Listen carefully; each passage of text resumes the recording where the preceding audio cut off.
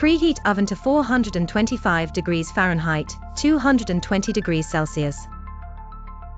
Chop vegetables of choice into bite-sized pieces. Toss vegetables with olive oil, salt, and pepper. Spread on a baking sheet and roast until tender. Mix tahini, cilantro, lemon juice, and water. Blend until smooth and creamy. Assemble roasted vegetables in a bowl. Drizzle green tahini sauce on top.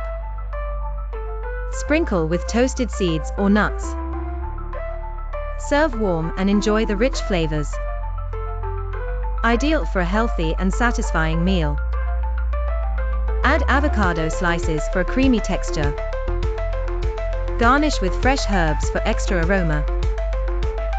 Pair with quinoa or rice for added substance. Customize the vegetable selection as preferred. Perfect for meal prep or family dinners.